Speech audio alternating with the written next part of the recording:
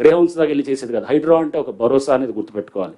ఈ వ్యవస్థల్ని ఇదంతా ఇది నుంచి వర్షాల నుంచి కాపాడటానికి ప్రయత్నం చేస్తున్నటువంటి ఒక ఇన్స్టిట్యూషన్గా తీసుకోవాలి. అంతేగాని దీన్ని బూచిగా ఒక రాక్షసిగా చూపిస్తే కనుక రేపు మున్ముందు మన ముందు తరాలకి మన చెరువుల్ని కాపాడుకోలేము, మన పబ్లిక్ ల్యాండ్స్ కాపాడుకోలేము. ఎందుకంటే ఇట్లాంటి ప్రయత్నం దేశంలో ఎవరు చేయలేదు.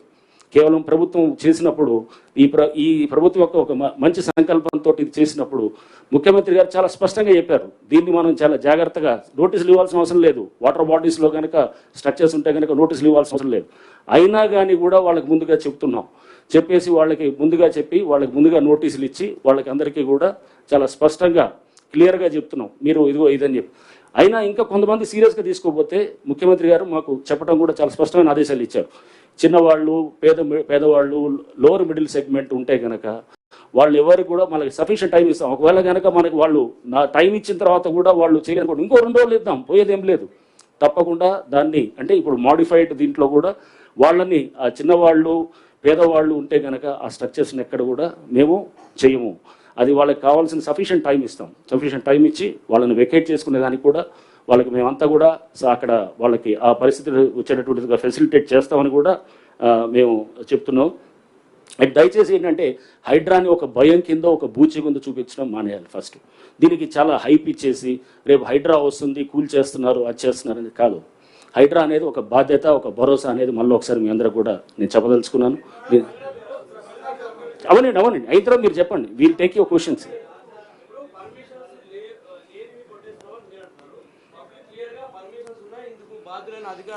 నేను అదే కదా మీకు చెప్పేది. మీకు ఇదే నేను అంటుంది, ఆ పర్మిషన్స్ ఉన్నాయని వాళ్ళు అనుకుంటున్నారు. ఆ పర్మిషన్స్ క్యాన్సిల్ అయ్యి సంవత్సరాలు అయిపోయి అది ఆల్రెడీ కేసులు అవుతున్నాయి, సస్పెన్షన్లు అయినారు, కేసులు అయిపోయినాయి, రిజిస్ట్రేషన్ కూడా ఆపించారు. ఎవరిని తప్పట్టాలి? ఆ బిల్డర్ని తప్పట్టాలి. ఆ బిల్డర్ని పట్టుకొని అడగాల్సింది పోయి, లేకపోతే డ్యూ డెలిజెన్స్ చేయకుండా మీరు వచ్చి మీరు కూలగొడుతున్నారంటే కనుక అసలు పర్మిషన్ లేని స్ట్రక్చర్ అది. రెండోది నేను ఇప్పుడు చెప్పేది అదే. ఇప్పుడు మీ అందరికీ పర్మిషన్ ఒకటి, ఇప్పుడు సర్పంచ్ తోటి గండిపేటలో సర్పంచ్ ఇచ్చారు పర్మిషన్. సర్పంచ్ అసలు పర్మిషన్స్ ఇవ్వచ్చా? లేదు కదా. పంచాయత్ సెక్రటరీ ఇవ్వాలి. అది కూడా ఇప్పుడు యాంటీ డేట్ తోటి 2009 కన్నా ముందు డేట్స్ తోటి ఇచ్చుకొని ఇది ఏ కాగితం అంటే ఆ కాగితం పర్మిషన్ అవుతుందా? అట్లాంటిది ఇది invalid, illegal permission is no permission. రెండోది అసలు మీరు సమయం ఇవ్వట్లేదు, నోటీసులు ఇస్తున్నారు. మీకు చెప్తుంది ఇప్పుడు మీకు చెప్తున్న ఎగ్జాంపుల్ ఉదంతాలన్నిటి కూడా వాళ్ళకి చెప్పినప్పుడు కమ్యూనికేషన్ గ్యాప్, కొన్ని సందర్భంలో కమ్యూనికేషన్ గ్యాప్ ఏదైతే ఉన్నదో దాన్నే మీకు చెప్తున్నాను. అది కింద వాళ్ళకి చేర్చడంలో వాళ్ళు ఎవరు ల్యాండ్ ఓనర్స్కి ఇచ్చాం. ల్యాండ్ ఓనర్స్కి ఇచ్చినప్పుడు ఆ బిల్డింగ్ స్ట్రక్చర్ ఉన్న వాళ్ళకి కమ్యూనికేట్ చేయలేదు. కొంతమంది చేసిన వాళ్ళేమో తీసుకున్నారు ముందే, చేయని వాళ్ళేమో చేయట్లేదు. అండ్ ఎట్లానే ఇది అంటే నేను అనేది ఈ గ్యాప్ దాన్ని ఉంటుందని ఇంకా ముందు కూడా. ఎందుకంటే పేదవాళ్ళకి లేకపోతే దిగువ మధ్య తరగతి వాళ్ళకి ఇబ్బంది చేయాలనేది హైడ్రా కానీ ప్రభుత్వం యొక్క అభిమతం కాదు, ఆలోచన కాదు. ఎటువంటి పరిస్థితుల్లో అది చేయరు అన్నమాట. సార్ ఆర్టికల్ 19(1) ఒక గూడు నివాసం ఏర్పడడానికి ఒక రైట్ ఇస్తుంది. ఇప్పుడు ప్రజలు మెజారిటీ, సరే మీ వాదన మీరు వినిపిస్తున్నారు, మెజారిటీ ప్రజల ఆవేదన చూస్తుంటే వాళ్ళ ఫండమెంటల్ రైట్కు డ్యామేజ్ చేస్తున్నారు, మా నివాస హక్కును భంగం కలిగించే విధంగా ప్రభుత్వము లేదా హైడ్రా వ్యవహరిస్తుందని చెప్పేసి పెద్ద ఆరోపణ మీ పైన. జ్యూరిస్డిక్షన్ దాటి కూడా మీరు వెళ్తున్నారు అనేది కూడా ఇంకో ఆరోపణ. జ్యూరిస్డిక్షన్ అన్ని కూడా క్లియర్ గా మొన్న చూసాను. ఎక్కడో హైడ్రా ఏది ఇబ్రహీంపట్నంకి వెళ్ళింది అని చెప్పేసి పేపర్లో చూసాను. హైడ్రా ఏది ఔటర్ దాటిన తర్వాత కూడా కొన్ని areas Ibrahimpatnam municipality clearly under the jurisdiction of HYDRAA ఉన్నది. మీరు చూస్తే కనుక అది అండ్ రైట్ టు నేను అనేది వాళ్ళు ఉంటున్నారు అనేది అంటే కనుక ప్రతి వాడికి వర్తిస్తుంది. ఇప్పుడు నేను వెళ్ళి చెరువులో కట్టుకుంటే కనుక అది నా రైటు ఇదా అంటే నా వల్ల వేల మంది నష్టపోతున్నారు. సుప్రీంకోర్టు చాలా స్పష్టమైన ఇది చెప్పింది, రైట్ టు క్లీన్ ఎన్వైరన్మెంట్ అనేది it is part of article 21. So అనేది చాలా స్పష్టంగా ఉంది. అంతేగాని నేను జీవించే హక్కు ఉందని చెప్పి వేరే నువ్వు 100 మందికి నేను ఇబ్బంది పెడతానంటే కనుక నీ జీవించే హక్కు నువ్వు ఒక సమాజంలో ఉంటున్నావు. సమాజంలో ఉన్నప్పుడు అందరితో కలిసి చేయాల్సింది అనేది, అందరితో కలిసిపోవాలనేది దానికే ఒక సంఘం అంటాం మనం. ఒక సంఘం, ఒక సమాజం అనేది ఒక దీనికి అనేది ఇదే అర్థం అనమాట. ఒకటి ప్రధానంగా హైడ్రాకి సంబంధించి అంటే FTL బఫర్ జోన్లో ప్రభుత్వ భూములలో కట్టుకున్న వాటిలో భయపడుతున్నారు. హైడ్రాని చూస్తే వాళ్ళు కూల్చేస్తారు మాదని.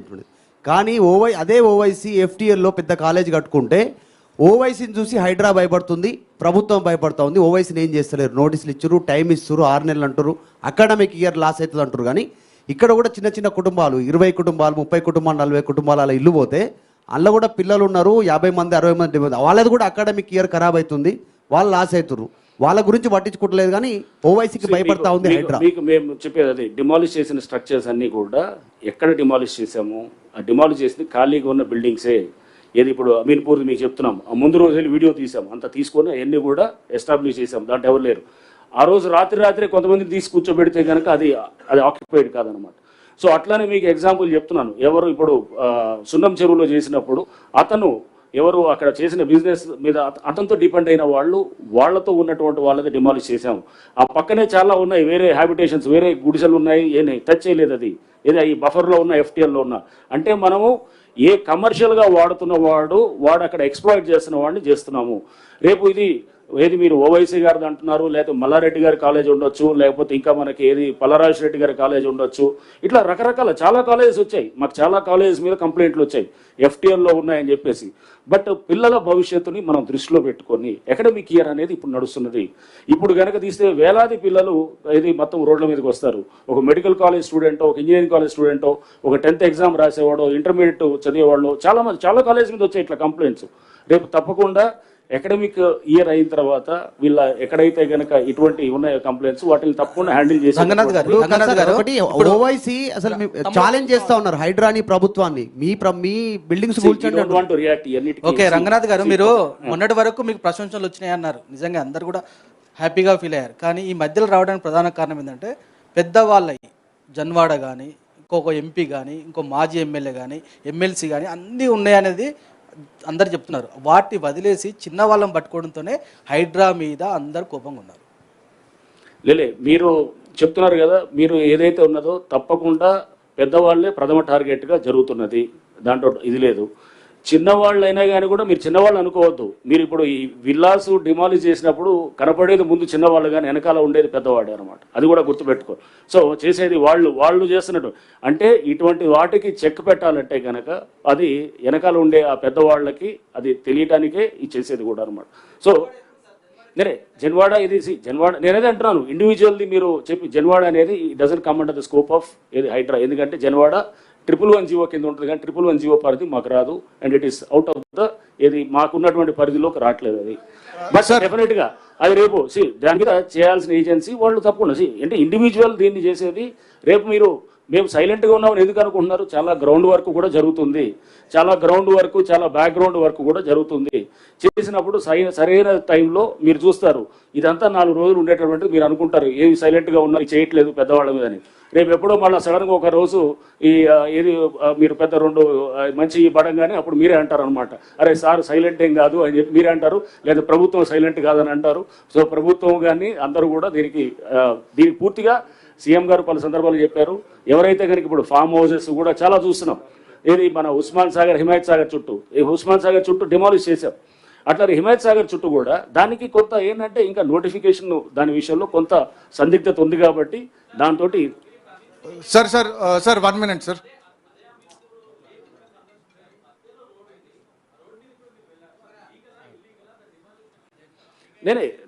అది రోడ్డు అక్కడ చెరువు అక్కడ కూడా మేము చెప్పాము. అక్కడ ఒక ఏది ex-MLA వాళ్ళు కూడా ఆక్యుపై చేసేసింది దాన్ని ఇప్పుడు నెక్స్ట్ డిమాలిషనే కాదు, రిట్రీవల్ ఆఫ్ ద లేక్స్ అంటే దాన్ని మొత్తం మళ్ళీ రివైవ్ చేయడం అనేది నెక్స్ట్ అది కూడా మొదలవుతుంది. రేపు ఈ వారం 10 రోజుల్లో కూడా ఒక వర్క్షాప్ కూడా ఆల్రెడీ నిన్న కూడా మేము కొంతమంది ఎన్వైరన్మెంటలిస్ట్ పిలిచాము, వాళ్ళతో సజెషన్స్ తీసుకుంటున్నాం.